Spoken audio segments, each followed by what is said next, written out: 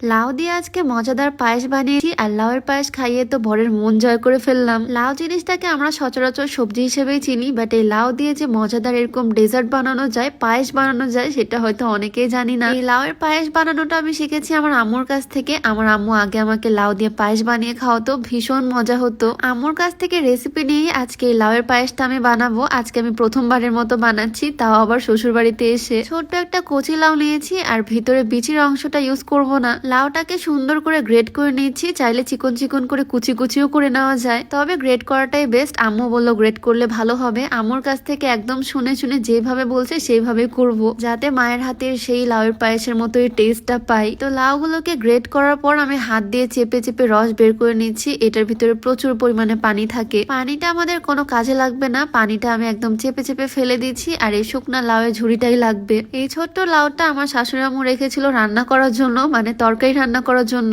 আমি যখন লাউটা নিলাম এটা দিয়ে পায়েস বানানোর জন্য, আম্মু তো শুনে পুরাই অবাক। যাই হোক, এখন দেখা যাক এই লাউয়ের পায়েস বানানোর মিশনে আমি কতটা সাকসেসফুল হতে পারি। তো একটা প্যান আমি চুলাতে বসিয়ে দিলাম আর বেশ খানিকটা ঘি দিলাম। ঘিয়ের মধ্যে দিলাম কিছু তেজপাতা, একটু এলাচ, আর তারপর আমি লাউগুলোকে দিয়ে দিচ্ছি। এই ঘিয়ের মধ্যে আমি ভালোভাবে লাউগুলোকে ভেজে নিচ্ছি, যাতে সবজির কোনো রকমের স্মেল না আসে। দারুণ একটা ঘিয়ের স্মেল আসবে এখান থেকে। আচ্ছা, তোমরা কি কখনো লাউয়ের পায়েস খাইছো? না খেলে কিন্তু ট্রাই করতে পারো, এটা বেশ মজা হয় আর এটা বানানো খুবই সহজ। এই লাউটাকে ভেজে নেওয়াই মেন কাজ। এখন জাস্ট পায়েসটা বানিয়ে নিব। তার আগে তোমাদেরকে একটু দেখিয়ে দিই একটা বডি হোয়াইটনিং ক্রিম। এই হোয়াইটনিং ক্রিমটা মেনলি বডিতে কাজ করবে, হাত পা গলা ঘাড়ের কালো দাগটা দূর করবে। যারা মেনলি বডিটাকে ব্রাইট করতে চাও তারা এটা ট্রাই করতে পারো। এই ক্রিমটা বডিতে ইউজ করলে 7 থেকে 10 দিনের মধ্যে একটা ইফেক্টিভ রেজাল্ট দেখা যাবে। রোদে পড়া থেকে শুরু করে স্কিনে যে কোনো দাগ দূর করবে। তো এই বডি ক্রিমটা তোমরা পেয়ে যাবা glamour beauty shop Facebook page থেকে। আর তাদের পেজে কিন্তু এখন buy one get one free offer চলতেছে, মানে একটা কিনলে সাথে একটা ফ্রি। গ্ল্যামার বিউটি শপ পেজটা আমি ডেসক্রিপশনে মেনশন করে দিব, তোমরা চাইলে তাদের পেজটা ভিজিট করে আসতে পারো। যাই হোক, পায়েস বানানোর জন্য এদিকে আমি ঘিয়ের মধ্যে লাউয়ের কুচিগুলোকে ভেজে নিছি আর এটাকে এখন এক সাইডে রেখে দিলাম। আর এখন আমি দুধটা জাল করে নিব। কিন্তু দুঃখের বিষয়, আজকে আমাদের বাসায় গরুর দুধ নাই। কি আর করার, কনডেন্স মিল্ক দিয়ে করব। যদিও কনডেন্স মিল্ক দিয়েও কিন্তু পায়েস অনেক বেশি মজার হয়। কনডেন্স মিল্ক দিয়ে করলেও বেশ মজা হয় সেমাই বা পায়েস খেতে। আমি পানি আর কনডেন্স মিল্ক মিক্স করে নিয়েছি। গরুর দুধের থেকে কোনো অংশে কম হবে না। দুধটা একটু বেশি করে অ্যাড করতেছি যাতে টেস্টটা ভালো আসে। আজকের এই লাউয়ের পায়েসটা বানাতে আমার বেশিক্ষণ সময় লাগেনি, 10 থেকে 15 মিনিট হলেই হয়ে যায়। জাস্ট লাউটাকে গ্রেট করতে যেটুকু সময় লাগলো। তারপর তো লাউয়ের কুচিগুলোকে আমি ঘিয়ে ভাজলাম আর এখন দুধ আর চিনি মিক্স করে নিচ্ছি। ব্যাস, সব কাজ শেষ। এখন এই ভেজে নেওয়া লাউগুলোকে আমি দিয়ে দিব এই ফুটন্ত দুধের মধ্যে। ঘিয়ে ভাজা এই লাউগুলো থেকে কিন্তু দারুণ স্মেল আসতেছে। আর এই দুধের মধ্যে দেওয়ার পর আরো কিছুক্ষণ রান্না করে নিব।